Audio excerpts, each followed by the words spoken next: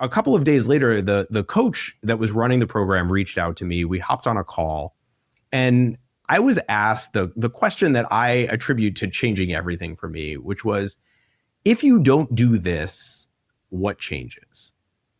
And I hadn't really thought about it before. And I think I was pretty resistant. I'm still kind of resistant to change. But I think I kind of also had this thought that people don't change.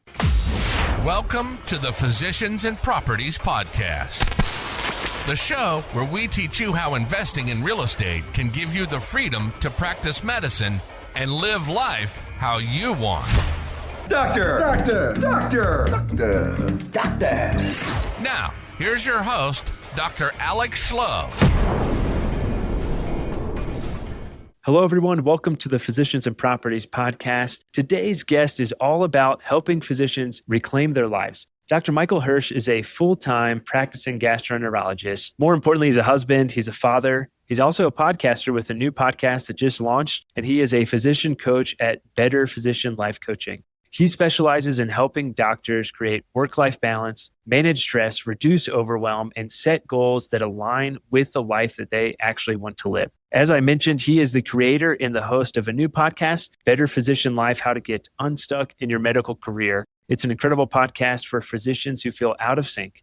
It's where real conversations happen to help us rethink what success really means. In this episode, we'll talk about how to leverage the same drive, dedication that got us through medicine, not only just to excel in our careers, but to design a freedom of life, purpose, and presence. Dr. Michael Hersh, it is so great to have you on the podcast. How are things going?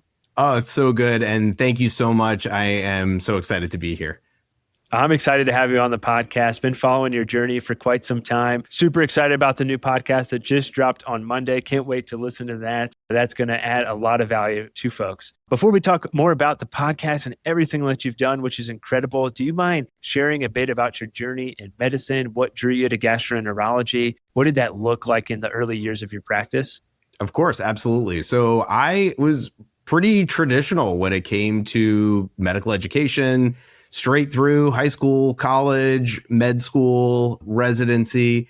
I always was drawn to gastroenterology, and I didn't think there was any chance I was going to match in GI. And actually, I am old enough that when I got my GI fellowship, there was no match. I think I was the last year before GI went into the match. And I was lucky enough to get a spot at the program where I was doing my residency. I did all my training in St. Louis. And it has been everything I could have wanted for a career in medicine.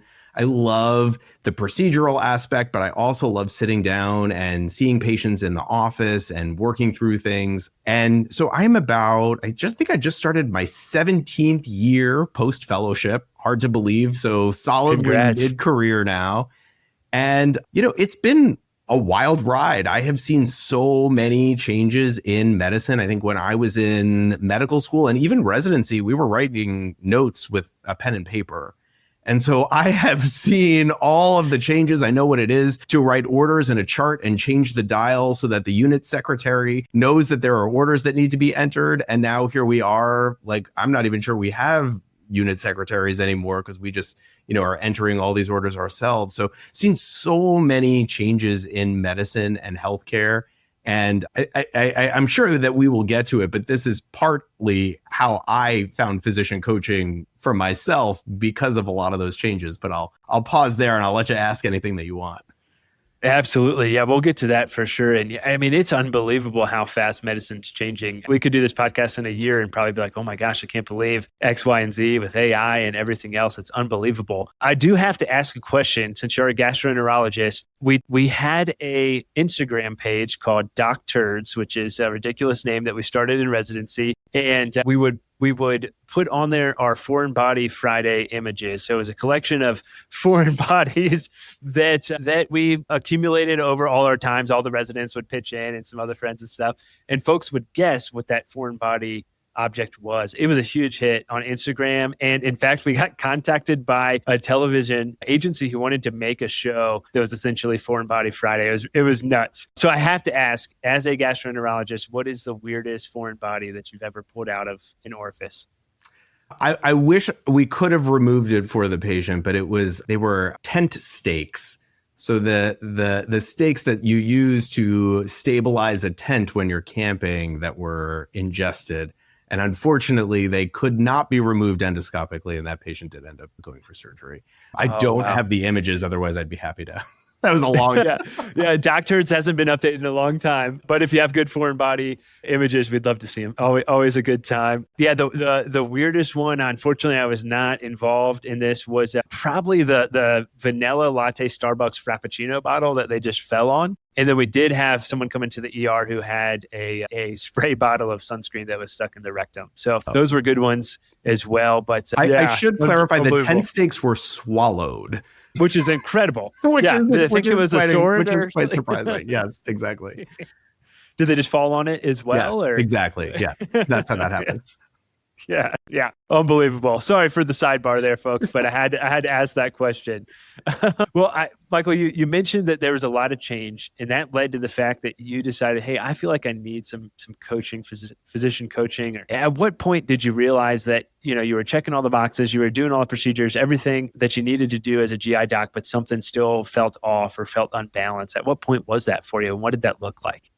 Yeah. So, I kind of hit the ground running post-fellowship, joined a very small multi-specialty group that just kept getting bigger and bigger. It got bought by the local hospital system, bought by the larger corporate health system nearby.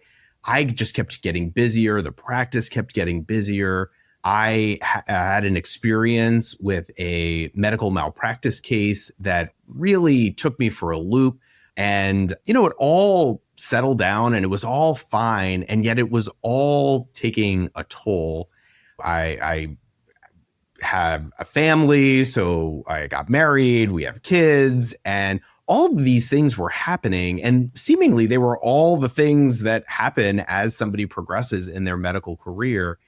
And I never really was able... it started to take a toll, I guess is the best way to say it. And then COVID happened. And that was like kerosene on a flame. It just blew the doors open. And I just didn't know.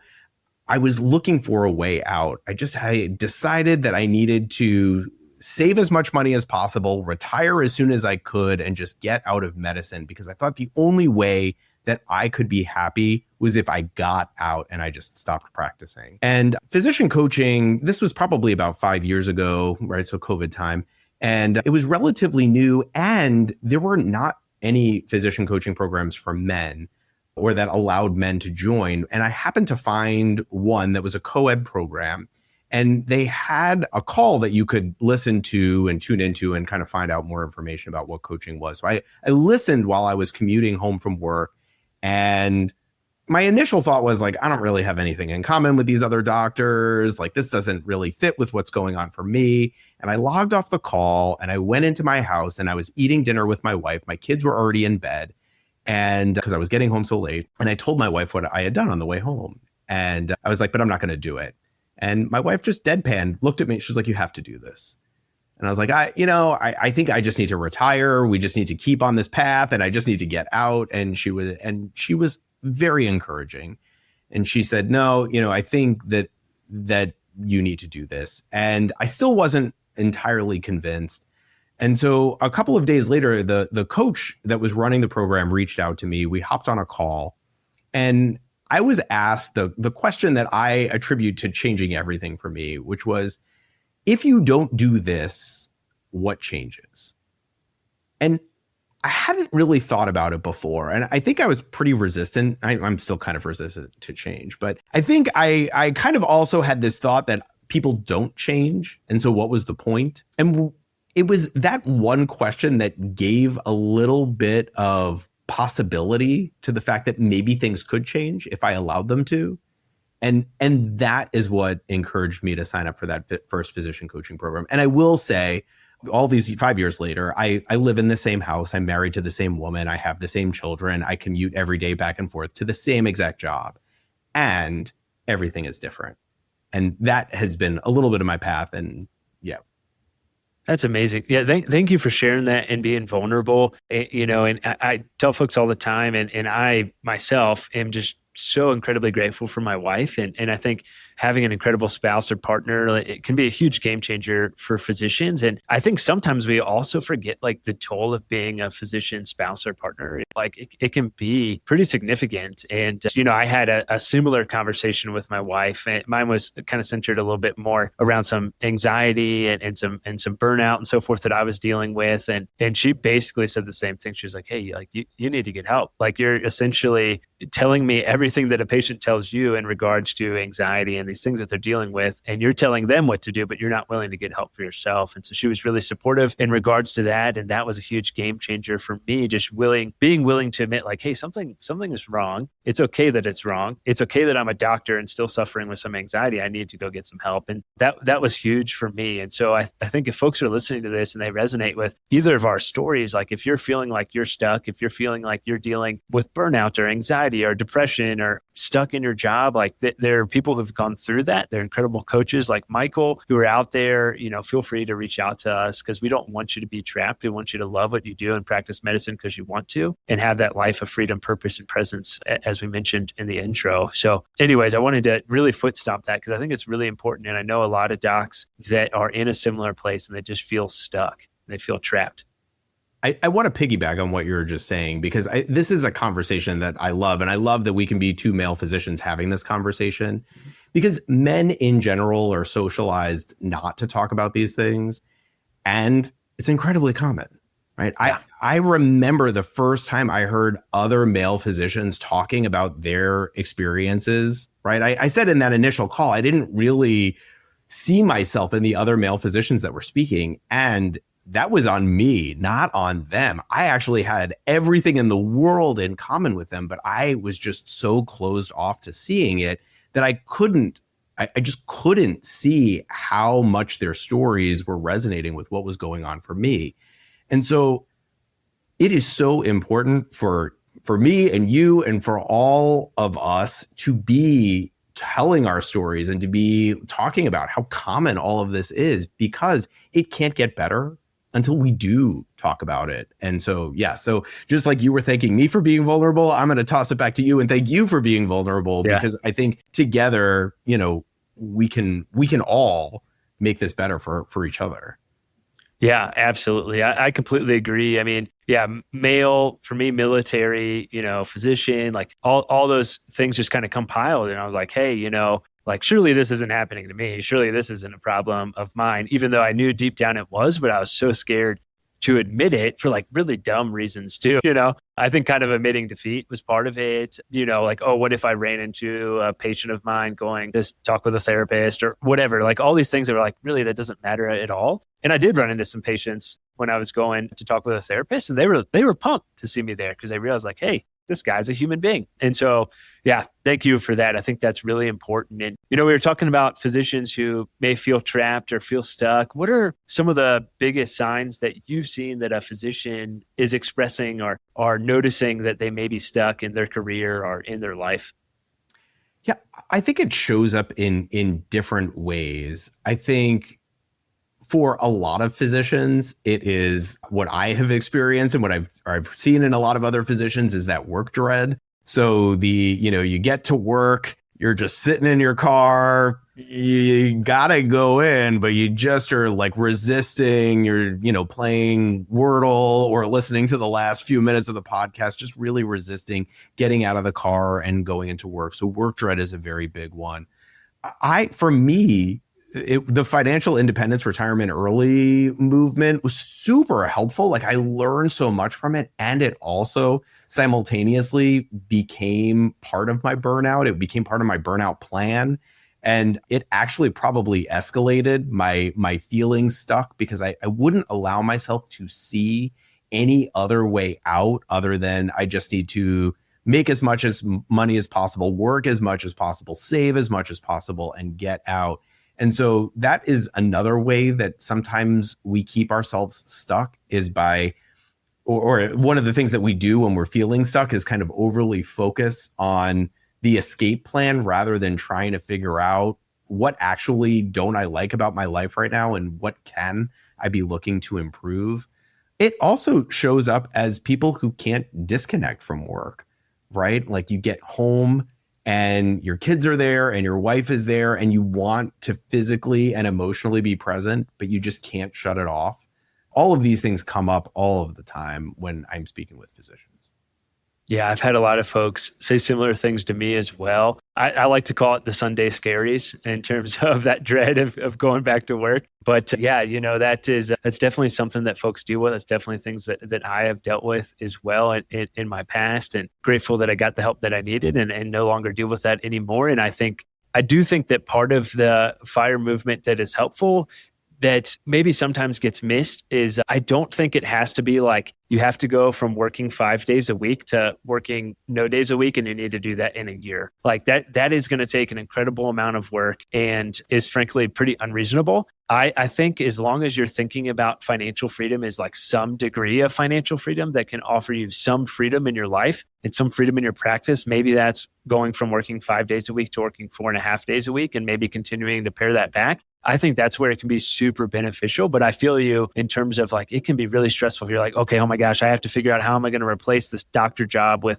passive income. But if I buy a long-term rental, I might cash flow $100 a month or $200 a month. And then what if the AC breaks? And like, there's all these things that can be impactful and be more anxiety provoking. So I think it's important to figure out like, what degree of passive income are you looking for? And how could you potentially obtain that in a way that's not going to burn you out, in a way that's not going to stress you out, that's going to give you that freedom that you're looking for? And so that can be tricky. And I'm sure you have some great insights into how you can kind of figure out how to align with that goal and how to make that coincide with work and practice. And any insights in regards to that?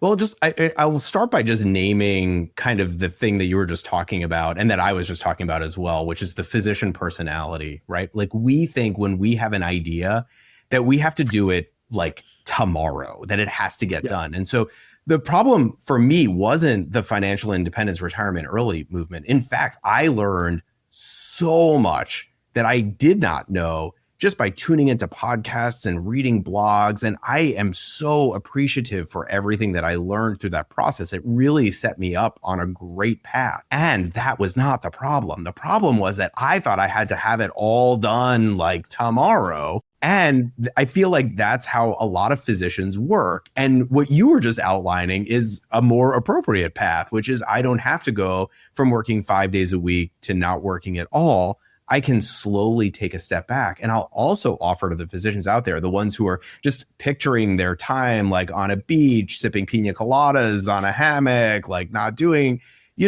that's going to sound great for like a week and it's going to feel great for maybe 2. And then you're going to start getting bored. Because we are highly motivated, driven people. We didn't get here by like sitting around and not doing anything. And so, to imagine what does life look like when I'm not doing anything, it's really not very realistic. What we want to do is start imagining, again, what are the things that I actually want to be doing? How do I really want to be spending my days?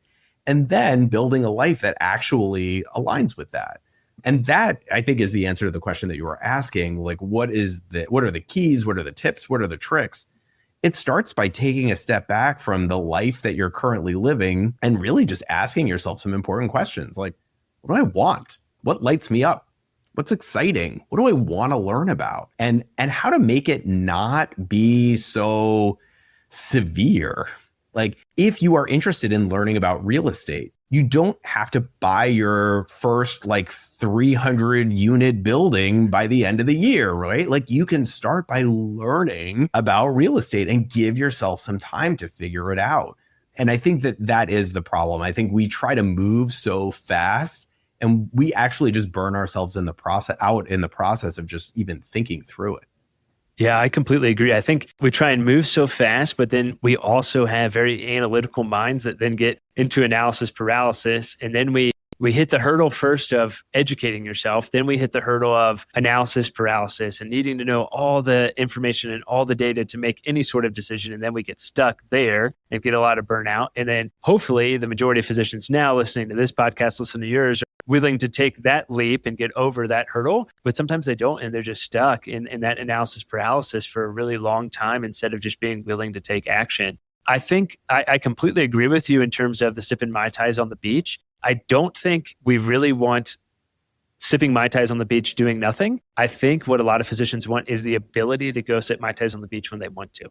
And I think that is something that's kind of difficult to think about and wrap your heads around. I think about myself personally, like I'm super fortunate that I've put in the time and the energy and the effort over the last 6-7 years in real estate and entrepreneurship. And now I'm able to practice 2 days a week in direct primary care and work on the other businesses and practice medicine how I want to. It took a lot of work and it took a lot of fear and it's still taken a lot of difficulty. But personally, like I'm never going to stop. Like I'm going to be building and growing and learning until the day that I die. And that's because I want to. And so, yeah, I love that. I do really think that that's really important for folks to think about. The other thing that I was thinking about as well as you were discussing that is I think there's a lot of fear amongst physicians to get started, as I mentioned. And even if your goal is to go from 5 days a week to 4, even if whatever avenue you decided to get some degree of financial freedom, even if that completely failed, you could just go back to working 5 days a week, or you could moonlight a couple extra shifts. Like your biggest fear is your present day reality, potentially. So just get after it. Yes, 100%. And this is, so I did not have an entrepreneurial bone in my body. I had no interest in entrepreneurship. From the moment I could research a career, knew I wanted to be a physician and never imagined I would do anything else. I didn't want to do anything else. And when I gave myself an opportunity to explore entrepreneurship, I realized how much I do really genuinely love it. How the different aspects of what I've already learned as a physician and in my medical career can translate really well to entrepreneurship. And, you and I were talking a little bit beforehand that physicians are frequently told that we are bad at business. And it's because we were never trained in business. And that being said, we are very hardworking, we are incredibly driven, and we are really great at learning. And we just need to give ourselves the opportunity to learn these things. And speaking to the other point that you were making about, afraid to get started, it's also important to be aware that physicians in general are high information decision makers. We want to know it all before we commit, right? Which is okay and maybe not the perfect fit for entrepreneurship, where as you get into it, you learn very quickly, like not only do I have to make decisions quickly, but I have to be willing and able to pivot relatively quickly. I also have to be willing and able to fall on my face and fail publicly and sometimes very expensively, then pick myself back up and decide, but I really want to figure this out and keep going. And those are not skills that we are taught in medical education and medical training, but they are imperative for entrepreneurship. And it doesn't mean you can't figure these things out. It just means you have to want to. And it's hard and you got to lean into it.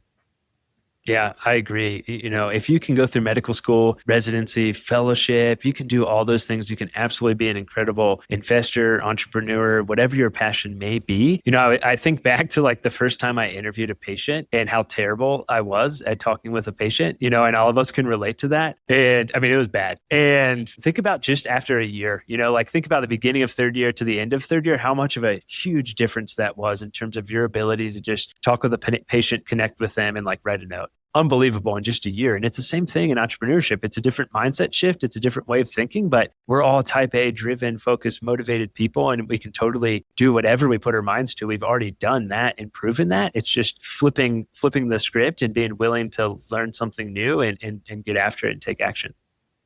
100%. Yeah, I couldn't agree more.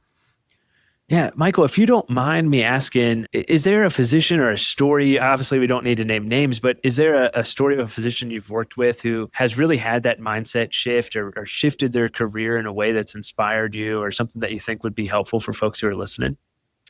Yeah, I mean, I think we can definitely talk about like my personal experience and the shifts that I've been able to make. I mean, I work with physicians every day who come with all the things, right? All the issues with getting their charts done on time, with medical malpractice litigation and the stress that comes along with that, with the stress of just balancing career and home life and just trying to be present at home with their families and turn it off enough so that they can be home, and struggling with self-compassion for, not getting it right all of the time, right? Like these are some of the most common things that come up. And one of the other big things that comes up all the time for physicians are things like looking for a sense of belonging and community, which is something we all have so much in our training and our medical education. And then the moment we get out into the quote unquote real world,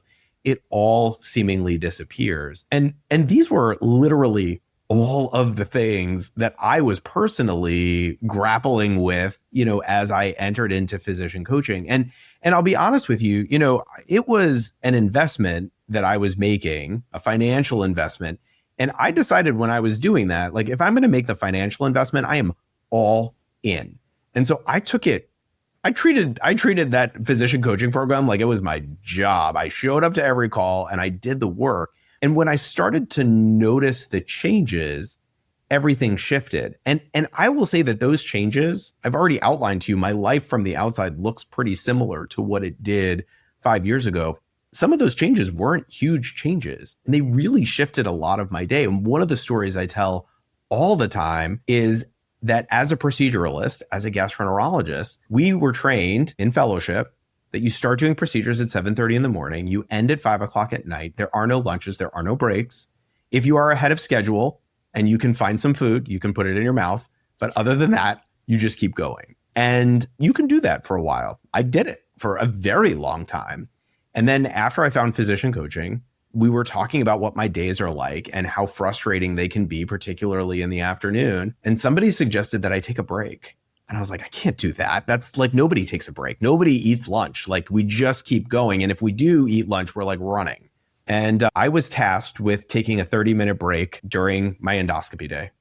And I went to the manager of the GI lab and I was like, I'd like 30 minutes for lunch break. And they told me, you can't do that. That's going to totally mess up our staffing.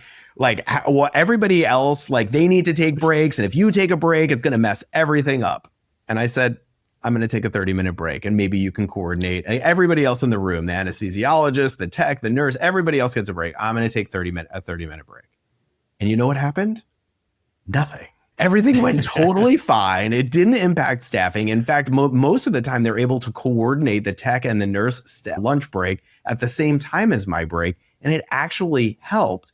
And then that became an example that other physicians could also have a lunch break in their days. Then other people started it. Now, not everybody takes a lunch break, and that's totally fine. Not everybody wants one. But for the people that did, it was kind of this huge opportunity. And now my afternoon, it's so much better. And the staff in my room really appreciates that I'm not hangry for the second half of the day. Yeah, that's great. And I think the big thing there too is, like, you had the courage to be like, I'm doing this and I'm sticking to my guns and I'm taking this break. It's crazy, to folks who aren't physicians who are listening to this, they're probably like, what the heck, you mean you don't get a lunch break and you like work through all your lunch? It's like, yeah, absolutely. Like in my office, in my clinic in the Air Force, like, everyone had an hour lunch break and we had an hour, which was never lunch. I think I ate lunch like twice where I wasn't working the entire time through. And so can completely relate to that. And I think that just having some time to rest, recharge, eat, pee, poop, really important as docs. And like, we know that, but we are sometimes unwilling to stand up for ourselves and be like, yeah, I'm taking this break. So, and go from there. So that is a great story. Are there any other things that you were challenged with, or any other changes that really are top of mind for you that were instrumental to kind of pivoting in terms of how you felt in regards to your career? Yeah. I think the other big piece for physicians has been really centers around control, right? Like, we love control, right? Like, we love to be on top of like everything and know that all of the risk factors are controlled for and everything is good. And I think what a lot of physicians have noticed in modern day healthcare is this loss of control and this loss of autonomy and this requirement that we cede a lot of control and autonomy to other people. And I think I can fall into victim mode, feeling like everything is stacked against me and that there's nothing I can do. And I think one of the biggest changes for me has been finding ways to focus on the things that I can control. Because as one physician practicing, I can't change the healthcare system at large. I can't change how the major health insurers operate. I can't change a lot of things about my day to day, but I can change a lot. There are things that I can do that make my day better. And again, lunch was one example. Another example was putting guardrails on my day, deciding that this is when my day starts. This is when my day ends. I do not overbook patients. I do not double book patients. I have a wait list. If I get a cancellation, I will get people in sooner. And so these are the kinds of, and holding people accountable to these things, right? And so again, I can't control everything, but when I started controlling the things that were in my purview, it really does help. And it really does feel like, that I know that I'm going to get out a little bit earlier on, say, Tuesday, that I'm going to be able to pick my kids up from school and walk them home and eat dinner as a family. Really changes everything, so I may not be able to do it on Thursday, but I know I did it on Tuesday. That's awesome. Yeah, those little changes and those little wins can be huge and really give you something to look forward to. I personally was on the frame of mind that it was like, I'm leaving work at work and home at home, and I'm going to do everything I can that's possible to try and not mix the two. And that was really big for me. And the other thing that was really helpful for me was as soon as I got home from work, I took my phone and I left it in the kitchen. It was like, hey, this is time with family. Like there's nothing on my phone. There's no phone call that's going to be more important than my family. And, and that's what it was until the kids were in bed and I had some time to connect with my wife or do a podcast really late at night. But that's just how it went. So I think putting those guardrails up is really, really important because it's easy to get kind of sucked into more. There's always going to be more patients to see and more notes to write and things to do and things to read. And so figuring out what that balance is can be really important. And I think learning that earlier in your career is really important to help for longevity in medicine going forward. Yeah. And we talked a little bit about physician personalities, and actually I have an upcoming podcast episode about being addicted to achievement, because for a lot of physicians, right, achievement does become an addiction, right? It's a dopamine hit. It's this thing that feels really amazing, and we get really good at being successful and productive. And we do get addicted to that feeling and recognizing it and noticing, how do I remain goal-oriented and productive, not succumb to the constant need to be looking at my phone, answering, text messages, things like that. It's hard. It's uncomfortable. I am not great at it, right? And I'm a work in progress, right? Like I am a lot better than I was, and I still have a long way to go. But it's a huge priority for me to work on figuring that out. Yeah, I agree. Thanks for sharing that. So let's pivot, if you don't mind, to kind of work-life balance and presence, because we are really talking about this. And I think it's really important as a full-time gastroenterologist, as a physician coach, as a podcaster, but also husband and dad. What are some things that have been helpful for you to stay present at home, not carry that work stress into family life? We hit on a few, but is there anything else that's been really helpful for you in your journey? Yeah. So you were talking about how to disconnect from your phone. I love Do Not Disturb, and I have it on most of the day, because then you can be intentional about when you're looking at your phone and when you're not. And if it's constantly pinging in your pocket and you get this urge to look at it, I think that's been one thing. It's also making sure that I know where I need to be and when.